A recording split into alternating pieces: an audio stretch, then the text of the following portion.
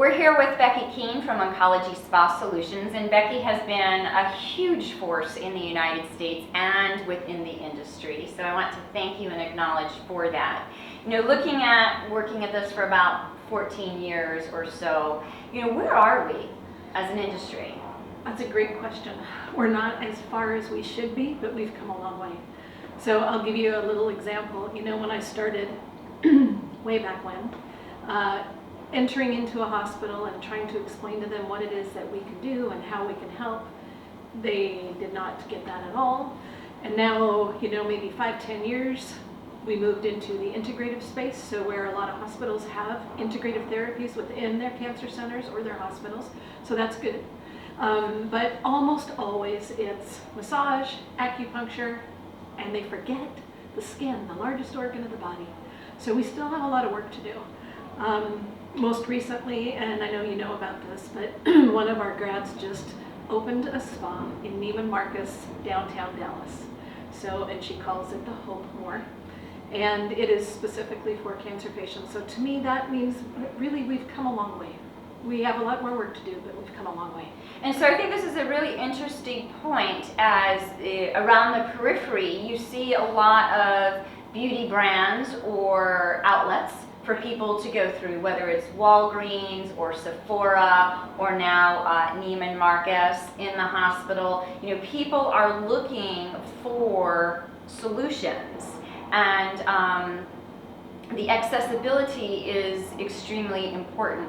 Do you think in our industry people know, estheticians know the value that they can bring? No, I don't, because up until 2019, it was still considered a contraindication to work with a cancer patient. At least that's what they were being taught in aesthetic school.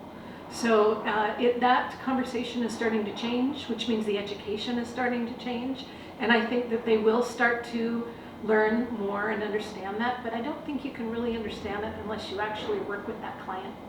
And you see that appreciation, the tears, the joy for you just being there and doing what we do on a normal basis, but doing that for them means so much to them. Because we know that there's many skincare brands and wellness players that are watching this, what message do you have to some of the skincare brands as far as what they can do?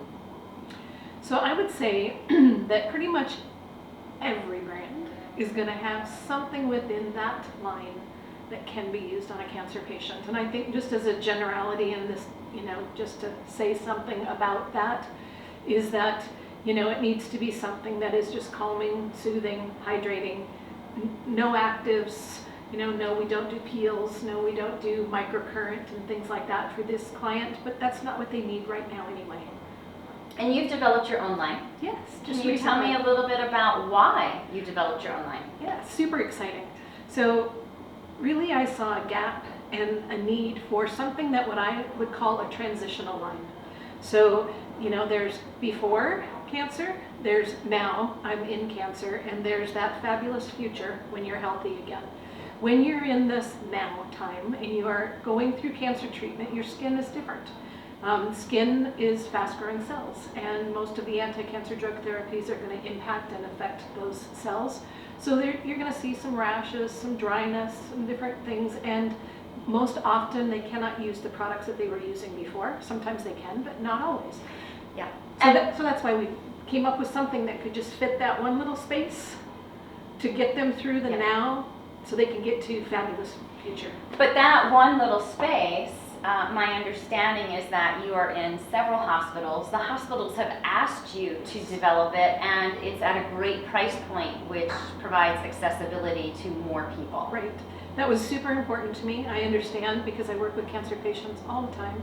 They don't have a budget to go buy expensive products right now, but they need something that can comfort their skin.